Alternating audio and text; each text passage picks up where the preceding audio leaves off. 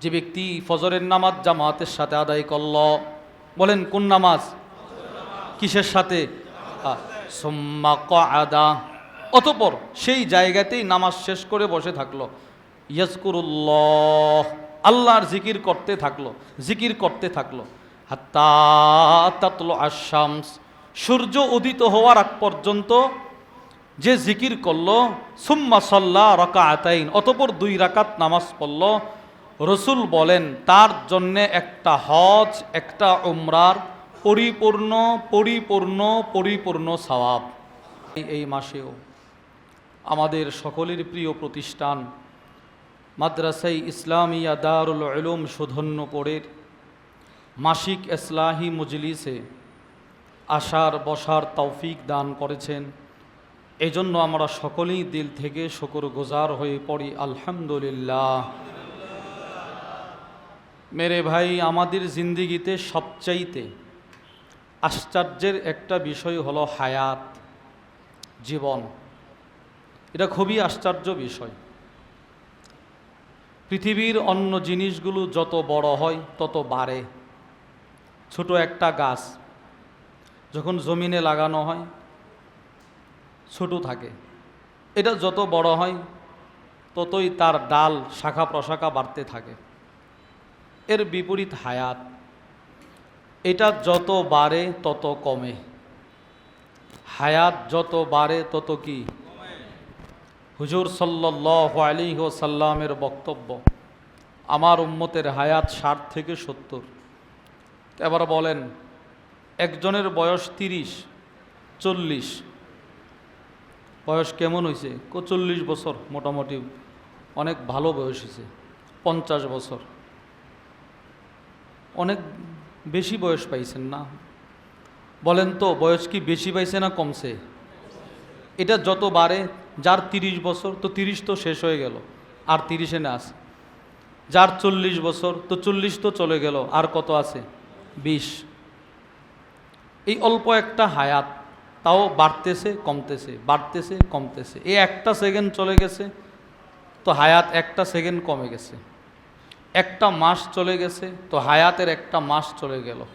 একটা বছর চলে গেল তো হায়াতের একটা বছর শেষ হয়ে গেল। এই সামান্য হায়াতটাকেই দামি বানানোর মেহনত আমাদের এই ইসলাহি মজলিস। আমারও হায়াত দামি বানানো, আপনারও হায়াত দামি বানানো, যুবকেরও হায়াত দামি বানানোর মেহনত এই মজলিস। প্রাপ্ত বয়স্ক যারা, বৃদ্ধ যারা, এদেরও হায়াত দামি বানানোর মেহনত এই মজমা। যেই মানুষটার আমাল হায়াতে যত বেশি হবে, যেই মানুষটার আমাল তার হায়াতে যত কি হবে, বলেন না সবাই, কি হবে? সে কবরে ঘুমায়া তত বেশি আমাল মানুষের পক্ষ থেকে পাবে।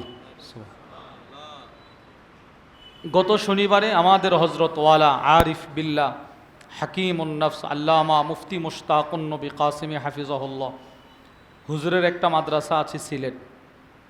প্রত্যেক ইংরেজি মাসের 3য় শনিবার ওই মাদ্রাসায় ইসলাহি মজলিস হয়। তো সকালে যাওয়ার সময় জামিয়া রশিদিয়া ফেনীর হজরত ওয়ালা আল্লামা মুফতি শহীদুল্লাহ হাফিজাহুল্লাহ হুজুরের ছোট্ট একটা কিতাব আমি পড়তেছিলাম। ওটার মধ্যে হুজুর লেখছেন, যার হায়াতের আমাল যত বেশি হবে তার কবরের ইসালে সওয়াব তত বেশি পৌঁছবে। আপনারা বলেন তো, হুজুর সাল্লাল্লাহু আলাইহি ওয়াসাল্লামের চাইতে বেশি আমাল করনেওয়ালা পৃথিবী তার কেউ ছিল? তো এবার কি পরিমাণ মানুষ নবীজির রওজার সামনে দাঁড়ায়া দোয়া করে বলেন। এবার রাসূলুল্লাহ সাল্লাল্লাহু আলাইহি ওয়াসাল্লামের পরে সবচাইতে বেশি আমাল যিনি করেছেন সিদ্দিক আকবর রাদিয়াল্লাহু আন। এবার রসুলের রওজা পাকের সামনে যে দাঁড়ায়, অটোমেটিক সিদ্দিক আকবরের কবরের সামনেও সে দাঁড়ায়। আমাল বেশি, মানুষের দোয়া বেশি। উমর ফারুক রাদিয়াল্লাহু আন, ওমর ইবনুল খাত্তাব, আমাল বেশি, মানুষের দোয়াও বেশি পাইতেছেন। খুব বেশি আমল করছেন নবীজি।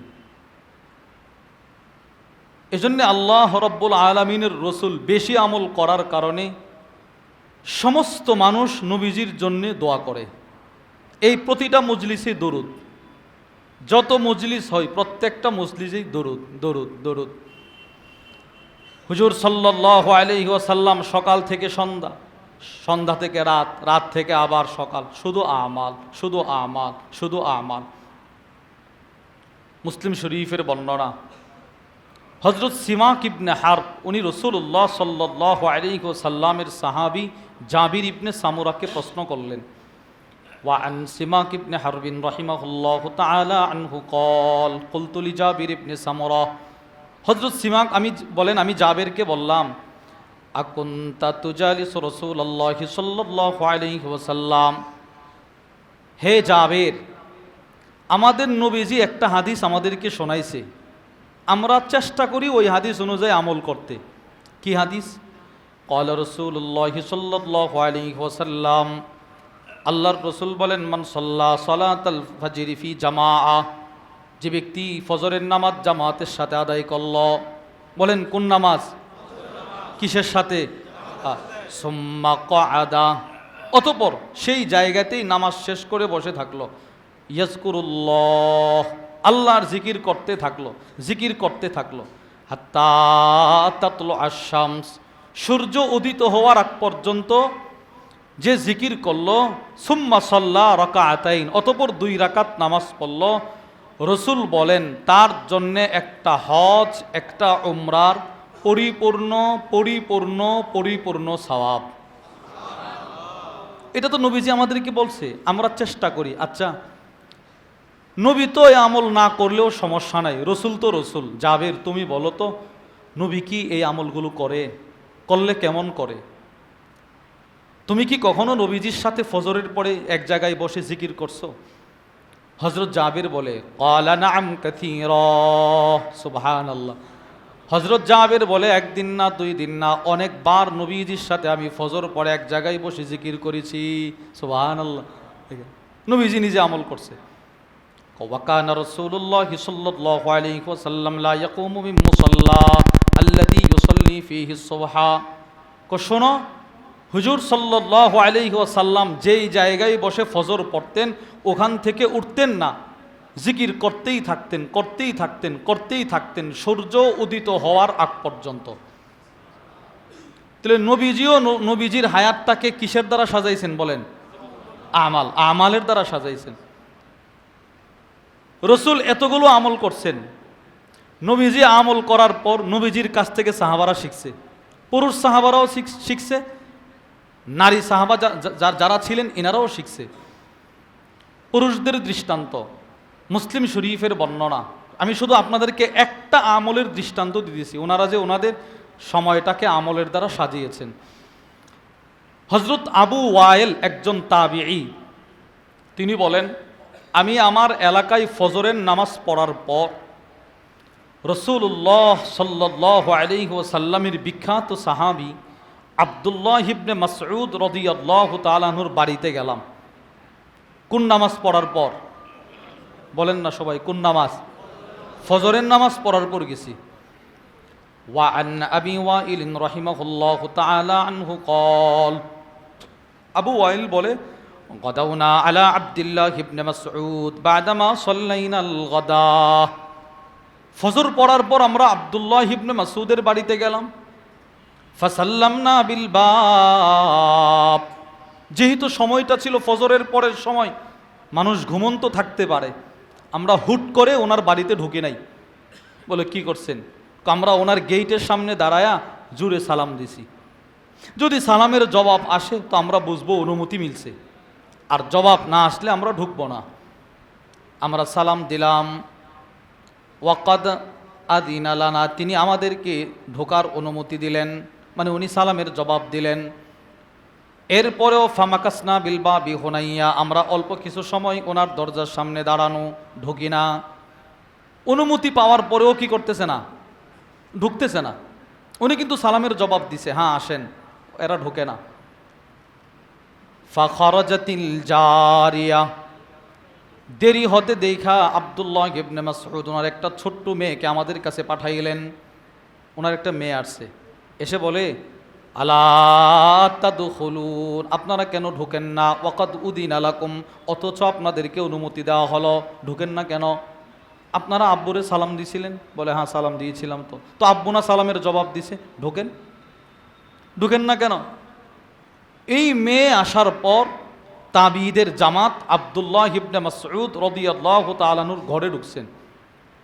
ঢোকার পরে দেখেন ওনারা কোন নামাজ পড়ে আসছে? বলেন বলেন না, কোন নামাজ? আর রসুলের হাদিস হলো ফজরের পরে যে সূর্য উদিত হওয়ার আগ পর্যন্ত জিকির করবে, তাসবিহ পড়বে, তার জন্য একটা হজ, একটা উমরার পরিপূর্ণ পরিপূর্ণ পরিপূর্ণ সওয়াব। ওনারা আব্দুল্লাহ ইবনে মাসউদের ঘরে ঢুইকাই দেখে কি জানেন? ফাইদা হুয়া জালিসুন ইউসাব্বিহ, উনি ফজরের নামাজ অসুস্থতার কারণে ঘরে নিজের বিছানায় পড়ে ওখানেই বসে বসে আল্লাহর তাসবিহ পড়তেছেন, সুবহানাল্লাহ, জিকির করতেছে। ওনারা ঢুইকাই দেখছেন ইনি তাসবিহ পড়তেছেন, ইনি তাসবিহ পড়তেছেন, উনি জিকির করতেছেন। আবার আব্দুল্লাহ ইবনে মাসউদ এনাদেরকে প্রশ্ন করলেন, মা মানাকুম আন তাদখুলু, এই আমি অনুমতি দেওয়ার পরেও তোমরা কেন ঢুকলা না? কোন জিনিস তোমাদেরকে বাধা দিল? আমি না অনুমতি দিলাম, ঢুকলা না কেন? নবীজির সাহাবী, আমাদের বেয়াদবি মাফ করবেন, ইল্লা আন্না জানান্না আন্না বা'দ আহলিল বাইতি নাইমুন, আমরা মনে করেছি আপনার পরিবারের কেউ ঘুমায় আছে কিনা। মানুষ তো ঘুমায় থাকলে অসচেতন থাকে, অসতর্কতার কারণে তার কাপড় চাপড় ঠিক আছে না নাই, এই জিনিসটা চিন্তা করে আমরা ঢুকি নাই যে আপনার পরিবারের কেউ ঘুমায় আছে কিনা। সাথে সাথে আব্দুল্লাহ ইবনে মাসউদ রাগ হয়ে গেলেন। আল জানান্তুম বিআলি ইবনে উম্মে আবদ গাফলা, তুমি কি আমার পরিবারের মানুষ ফজরের পরে এই বরকতপূর্ণ সময়ে জিকির তাসবিহ না পড়ে ঘুমায় থাকবে? এটা তোমরা চিন্তা করতে পারলে? সুবহানাল্লাহ বলেন। তোমরা এটা চিন্তা করতে পারলে আমি আব্দুল্লাহ ইবনে মাসউদের পরিবারের মানুষ এই ফজরের পরে ঘুমায় থাকবে? তিনটা সময়, পৃথিবীতে তিনটা সময় সবচেয়ে বরকতপূর্ণ। বলেন ভাই কয়টা সময় সবচেয়ে বরকতপূর্ণ? এক নাম্বার, তাহাজ্জুদের সময় থেকে ফজরের আজানের আগ পর্যন্ত, এই সময়টা সবচেয়ে বরকতপূর্ণ। যদি আপনাদের বিশ্বাস না হয়, আমাদের সুধন্যপুর মাদ্রাসার হেফজ বিভাগের যে ছোট ছোট ছাত্র আছে এদেরকে বলবেন যে বাবা, তোমার তো সারাদিনই কোরআন পড়তে দেখি, তোমার সারাদিনই দেখি তুমি কোরআন পড়তেছো, তুমি কি বলে আসরের আগেও কোরআন পড়ো, সকালেও কোরআন পড়ো, বিকেলেও কোরআন পড়ো, জোহরের পরেও কোরআন পড়ো, তো তোমার সবচেয়ে বেশি মজা আর পড়া ইয়াদ হয় কোন সময় পড়লে? তো পৃথিবীর প্রত্যেক হেফজখানার ছাত্র জবাব দিবে, হুজুর যখন শেষ রাত্রে ডাক দেই, এরপরে যখন কোরআন নিয়ে বসি, তখন আমাদের পড়াটা পানির মতো ক্লিয়ার থাকে। যদি আপনি বিশ্বাস না করেন এদেরকে একটু জিজ্ঞেস করবেন। সবচাইতে বরকতপূর্ণ সময় এই ফজরের আজানের আগের সময়টা। পাকিস্তানের একজন বড় আলেম আছেন আল্লামা ইবাদুল্লাহ খান, অনেক বড় বুজুর্গ, দাওয়াত ও তবলিগের অনেক বড় মুরব্বী, উনি বলছেন এই কথাটা। 2 নাম্বার, ফজরের আজান থেকে ফজরের ওয়াক্ত শেষ হওয়ার আগ পর্যন্ত সময়টা, ফজরের আজানের পর থেকে নামাজের ওয়াক্ত শেষ হওয়ার আগ পর্যন্ত এই 1 ঘন্টা যে সময়টা, এই সময়টা সবচেয়ে বরকতপূর্ণ। 3, ফজরের পর থেকে চাশতের আগ পর্যন্ত যে সময়, ওই সময়টা সবচেয়ে বরকতপূর্ণ। এবার আব্দুল্লাহ ইবনে মাসউদ বলেন, এই বরকতপূর্ণ সময়ে আমার পরিবারের মানুষগুলো তাসবিহাত না পড়ে, নামাজের পরে যে তাসবিহ রসুল আমাদের কি শিখাইছেন ওইগুলো না পড়ে ঘুমায় থাকবে, এটা তুমি চিন্তা করলে কিভাবে? এবার আব্দুল্লাহ ইবনে মাসউদের পরিবারের সাথে আপনি আপনার ফ্যামিলির মেম্বারদেরকে মেলান তো, কয়জন আমরা এই সময়টায় নামাজ পড়ি, আর কয়জন জিকির তাসবিহ পড়ি, আর বাকি কয়জন ঘুমায় থাকে? মেয়েটা ঘুমিয়ে আছে, 20 বছর পর্যন্ত মেয়েটা ঘুমায় থাকে, জাগ্রত করি না, স্বাস্থ্য নষ্ট হয়ে যাবে। ছেলেটা হুজুর রাত 1টা পর্যন্ত পড়াশোনা করছে, এসএসসি পরীক্ষা, এইচএসসি পরীক্ষা, হুজুর ফজরের সময় ডাকলে স্বাস্থ্যটা নষ্ট হয়ে যাবে। না, আপনি তো বরকতপূর্ণ সময়টা থেকে তাকে মাহরুম করলেন। দেখলেন না একটু আগে আমাদের মাদানীনগর মাদ্রাসার নাজিম শাহ হুজুর কত সুন্দর করে বলছেন, হ্যাঁ, সুবেহ কে হাওয়া লাখো করোড় কি দাওয়া, কত সুন্দর করে বলছে যে সকালের বাতাস লক্ষ কোটি টাকার রোগের ঔষধ, কত সুন্দর করে বলছে। এই সকালের সময়টা বরকতপূর্ণ সময়। এজন্য আব্দুল্লাহ ইবনে মাসউদ বলে, তুমি এটা ধারণা করলে কিভাবে যে ফজরের পরের সময়টা আমার সন্তানরা ঘুমায় থাকবে? শোনো, আমি আমার প্রত্যেকটা সন্তানকে রসুল জিন্দেগিতে যত আমাল করেছে সবগুলো আমাল আমি আমার প্রতিটা সন্তানকে শিখাই গেছি। আমার প্রত্যেকটা সন্তান যার যার কামরায় তসবিহ পড়তেছে, জিকির করতেছে। সে ছোট ছিল, একে পাঠাইছি তোমাদেরকে বলার জন্য। এই কথাটার প্রমাণ পাওয়া যায় সূরাতুল ওয়াকিয়ার ব্যাখ্যায়, তাফসীর ইবনে কাসীরের মধ্যে এসেছে। মারিদা আব্দুল্লাহ ইবনে মাসউদ, এই আব্দুল্লাহ ইবনে মাসউদ অসুস্থ হয়ে গেছেন। ফাআদাহু উসমান ইবনে আফফান, উসমান ইবনে আফফান রাদিয়াল্লাহু তাআলা আনহু উনাকে দেখার জন্য আসছে, ইয়াদাতুল মারিদ করার জন্য, রোগী দেখার আমল করার জন্য আসছে। এই একটা সুন্দর একটা আমাল, সাহাবা ইকরাম এই আমলটাও করতেন। কেউ যদি কোনো রোগীকে দেখতে যায়, তিরমিজি শরীফের বর্ণনা, রসুল বলেন একজন ঘোষণাকারী আকাশ থেকে ঘোষণা করে, তোমার কপাল অনেক ভালো, তুইবিতা ওয়া তাবা মামশাক, তোমার হাঁটাটা অনেক সৌভাগ্য, তুমি যে আসছো সফরটা অনেক বরকতি সফর। কেন? তাবাওয়াতা মিনাল জান্নাতি মানজিলা, তুমি তো রুগী দেখতে আসো নাই, তুমি তো তারে দেখতে আইসা নিজের জন্য জান্নাতে ঘর বানায় ফেলছো। এত দামি ফজিলত। কেউ যদি সকালে কোনো রোগী দেখতে যায় তো সন্ধ্যা পর্যন্ত ৭০,০০০ ফেরেশতা তার মাগফিরাতের দোয়া করতে থাকে। আবু ফাখেতাহ এক ব্যক্তি, তিনি বলেন, আখাযা আলী রাদিয়াল্লাহু তাআলা আনহু বিয়াদি, হযরত আলী আমার হাত ধরলেন। ফাকাল আলী, আলী আমাকে বললেন, ইনতালিক বিনা ইলাল হাসান নাউদু, চলো আমার ছেলে হাসান অসুস্থ, তাকে একটু দেখে আসি, চলো আমার সাথে। আলী রাদিয়াল্লাহু তাআলা আনহুর ছেলে হাসান ইবনে আলী রাদিয়াল্লাহু আনহু অসুস্থ। তো আলী রাদিয়াল্লাহু তাআলা আনহু একজনকে বলতেছে, আসো আমার ছেলেটা অসুস্থ, দেখে আসি। দুজন গেছে। ফাওয়াজাদনা ইনদাহু আবা মুসা আল আশআরিয়া, ওখানে গিয়ে আবু মুসা আল আশআরি রাদিয়াল্লাহু তাআলা আনহুকে পাইলেন, যে ওনার ছেলেরে দেখার জন্য আসছে। হযরত আলী রাদিয়াল্লাহু তাআলা আনহু আবু মুসা আশআরিকে প্রশ্ন করলেন, আজিতা আইদান ইয়া আবা মুসা আম যাইরা, হে আবু মুসা, আপনি আমার ছেলেকে এমনি দেখার জন্য আসছিলেন, এমনি সাক্ষাতের জন্য আসছিলেন, নাকি রোগী দেখার নিয়ত করে আসছিলেন? আমি আপনার সন্তানকে রোগী দেখার নিয়তেই আসছি। তাইলে শোনেন সুসংবাদ, আল্লাহর রসুল বললেন, কোনো মুসলমান যদি সকালে কোনো রোগী দেখতে যায় তো সন্ধ্যা পর্যন্ত ৭০,০০০ ফেরেশতা তার মাগফিরাতের দোয়া করতে থাকে। এই আমলগুলো সাহাবারা ছাড়েন নাই। তো হযরত উসমান ইবনে আফফান রাদিয়াল্লাহু তাআলা আন, উনি এই আব্দুল্লাহ ইবনে মাসউদকে দেখার জন্য গেছে। তো গিয়ে দেখে বিছানায় শোয়া, অসুস্থ। কোন অসুস্থ? যেই অসুস্থতাই আব্দুল্লাহ ইবনে মাসউদ দুনিয়া ছেড়েছেন, ইন্তেকাল করেছেন, ওই অসুস্থতার সময় উসমান রাদিয়াল্লাহু আনহু গেছে। তো গিয়ে বলতেছে, ফামা তাশতাকি, অসুস্থ কেমনে হইলেন? আমাদের কোনো দোস্ত হাবাব যখন অসুস্থ হয় আমরা কিন্তু প্রথমেই বলি, কেমনে অসুস্থ হয়েছেন? বৃষ্টিতে ভিজছিলেন, জ্বর যে উঠছে? কনা। তাহলে কি পুকুরে গোসল করছিলেন? না। ঠান্ডা লাগছে কেমনে? ঠান্ডা খাইছিলেন? না। এরকম বলি না? বলেন, বলি। উসমান ইবনে আফফান বলতেছে, কেমনে অসুস্থ হইলেন? কজনুবি, আমি আমার গুনাহের কারণে অসুস্থ হইলাম। এত বড় সাহাবী আব্দুল্লাহ ইবনে মাসউদ, যিনি বলেন, মা নাযালাত আয়াতুন ফি কিতাবিল্লাহি আযজা ওয়া জাল্লা ইল্লা ওয়া আনা আ'লাম ফিমা নাযালাত ওয়া আইনা নাযালাত, আল্লাহর কোরআনের সবগুলো আয়াত কখন, কোথায়, কিভাবে, কেন নাজিল হলো, এখনো আমি আব্দুল্লাহ ইবনে মাসউদের মুখস্থ আছে। এত বড় সাহাবী, তিনি বলতেছেন, আমি অসুস্থ হয়েছি আমার গুনাহের কারণে। মানুষ স্বাভাবিকভাবে গুনাহের কারণে আল্লাহ মানুষকে কখনো কখনো অসুস্থতা দেয়। ইমাম বদরুদ্দিন আল আইনি রহিমাহুল্লাহ এইরকম একটা বর্ণনা উমদাতুল কারির মধ্যে নিয়ে এসেছেন। তাফসীর রূহুল বায়ানের মধ্যে এসেছে, আম্মা যুনুবুকুম আম্মা দাওয়াউকুম ফাযুনুবুকুম, দাউকুম, তোমাদের গুনাহ হচ্ছে, তোমাদের রোগ হচ্ছে তোমাদের গুনাহ, এই গুনাহের কারণে তোমরা অসুস্থ হও। ওয়া আম্মা দাওয়াউকুম ফাল ইস্তিগফার, আর তোমাদের সেই অসুস্থতা থেকে বাঁচার ঔষধ হচ্ছে ইস্তিগফার। এটা আছে। তো আব্দুল্লাহ ইবনে মাসউদ নিজেকে ছোট করছে, বলতেছে আমি গুনাহের কারণে অসুস্থ হয়েছি।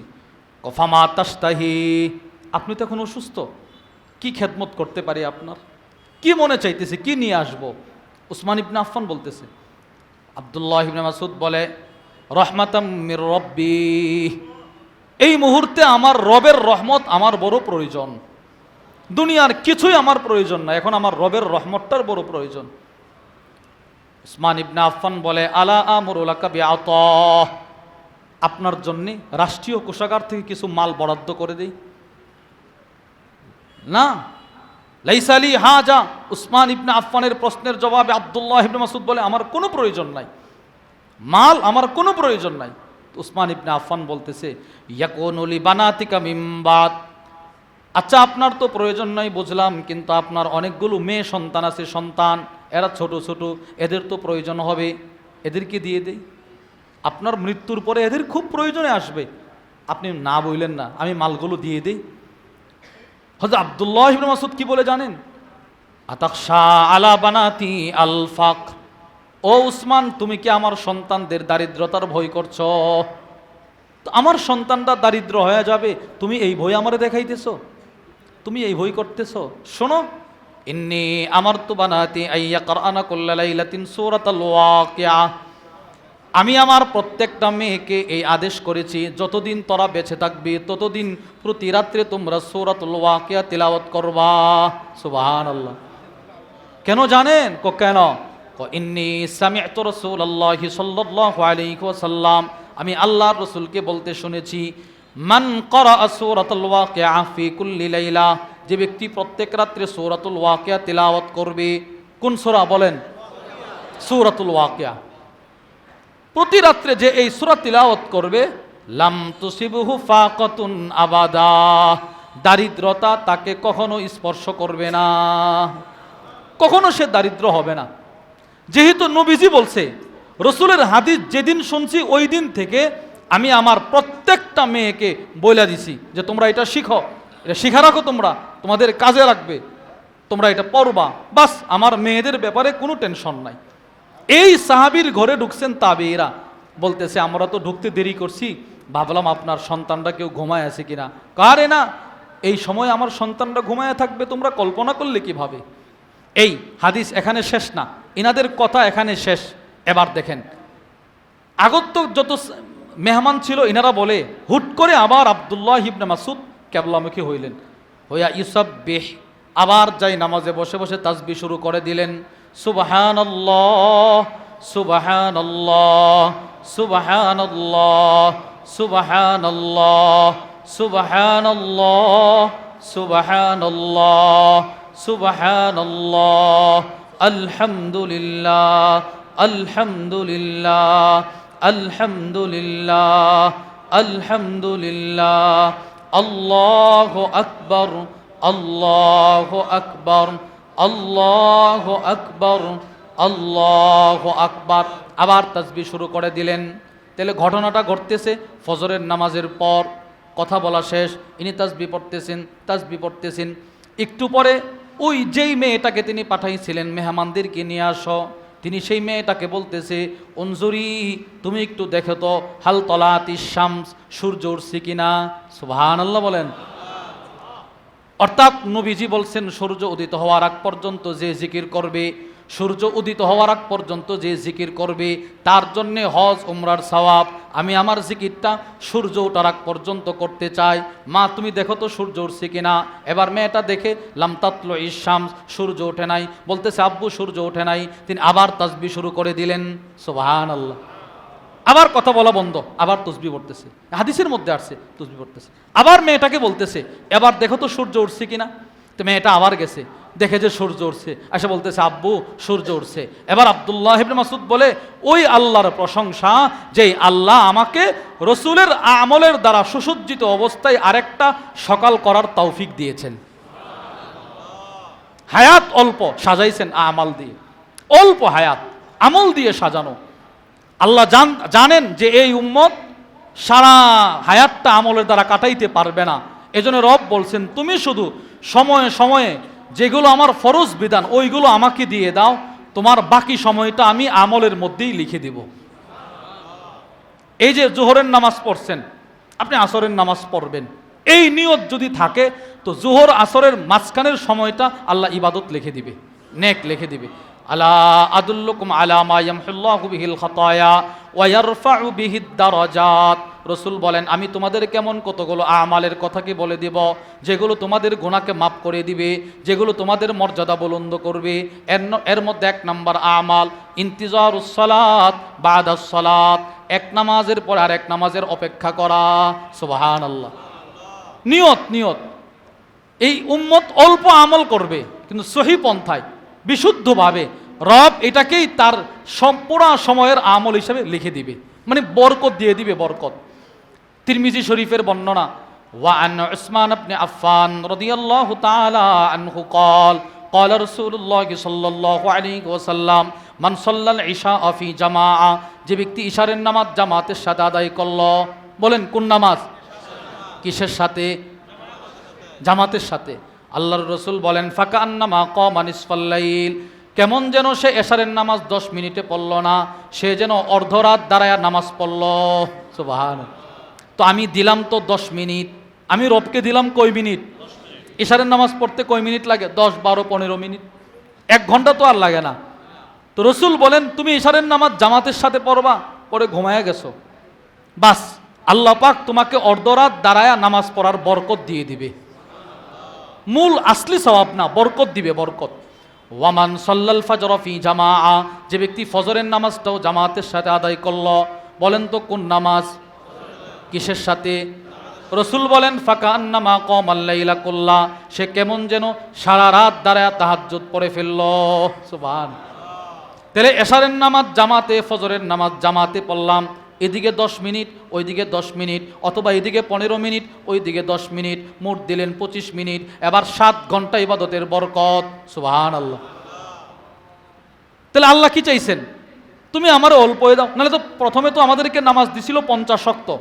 কয় ওয়াক্ত দিছিল বলেন? এখন কি 50 ওয়াক্ত আছে? তো কি পরিমাণ আমাদেরকে ভালোবাসেন যে রাসূল 9 বার গেছেন, নবীরে 5 ওয়াক্ত করে কমায় দিছে। যান 5 ওয়াক্তই আপনার উম্মত পড়ক, আমি তাকে 50-এর সওয়াব দিয়ে দিব। এইগুলো এভাবেই দিচ্ছেন, এভাবেই দিয়ে দিচ্ছেন। আপনি কি মনে করেন যদি 50 ওয়াক্ত নামাজ থাকতো তো এশারের পর থেকে ফজরের আগে আরো নামাজ থাকা ছিল না? ছিল না? আরো থাকতো কিনা বলেন? হ্যাঁ থাকতো। দৃষ্টান্ত নম্বর 3 ইবনে মাজার বর্ণনা, আবার আবু দাউদেরও বর্ণনা। ওয়া আন আবি দারদা রাদিয়াল্লাহু তাআলা আনহু قال, আবু দারদা রাদিয়াল্লাহু তাআলা আনহু বলেন قال رسول الله صلى الله عليه وسلم من أتى فراشه وهو ينوي أن يقوم يصلي, আল্লাহর রাসূল বলেন আমার কোন উম্মত যদি এশারের নামাজ পড়ার পর নিজের বিছানা গ্রহণ করার পূর্বে এই নিয়ত করে, আল্লাহ আমি যদি আজকে তাহাজ্জুদের সময় জাগ্রত হতে পারি 2 রাকাত তাহাজ্জুদ পড়ব, 4 রাকাত তাহাজ্জুদ পড়ব, 6 রাকাত তাহাজ্জুদ পড়ব, বলেন ইনশাআল্লাহ। এটা নিয়ত করেন, বলেন ইনশাআল্লাহ। আল্লাহ আমি যদি আজকে ঘুম থেকে জাগ্রত হতে পারি, এই আগামী রাত্রে যদি ঘুম থেকে জাগ্রত হতে পারি, তাহাজ্জুদ পড়ব 6 রাকাত, তাহাজ্জুদ পড়ব 8 রাকাত। আল্লাহর রাসূল বলেন সে ঘুমায় গেল, ফাগালাবাতহু আইনা, তার 2 চোখে ঘুম চলে আসলো, হাত্তা ইউসবিহা, এবার ঘুম থেকে জাগ্রত হয়ে দেখে আজান হয়ে গেছে। এবার বলেন ফজরের আজান হয়ে গেলে নামাজ পড়ার সুযোগ আছে? এবার দেখেন নবীজি কি বলে, আল্লাহর রাসূল বলেন সে তো নামাজ পড়তে পারল না, কুতিবা লাহু মা নাওয়া, ডান কাদের ফেরেশতা যত রাকাতের নিয়ত করছিল তত রাকাতের সওয়াব লিখে ফেলল। সুবহানাল্লাহ। চাইছেন অল্প, দিবেন বেশি। মুসলিম শরীফের বর্ণনা, রাসূল বলেন খসলাতান আও খাল্লাতান, আমার কোন উম্মত যদি 2টা আমল করে, 2টা আমল, লা ইউহাফিজু আলাইহিমা আবদুন মুসলিমুন ইল্লা দাখালাল জান্নাহ, সোজা জান্নাতে চলে যাবে। 1 নাম্বার, প্রত্যেক ফরজ নামাজের পরে 10 বার সুবহানাল্লাহ, বলেন 10 বার কি? সুবহানাল্লাহ, আর 10 বার আলহামদুলিল্লাহ, আর 10 বার আল্লাহু আকবার। তাহলে প্রত্যেক ফরজ নামাজের পরে মোট কতবার? 30 বার। এবার 5 ফরজের পরে কতবার? 150 বার। আপনি তো আমল করলেন 150 বার। এবার রাসূল বলেন মিজানের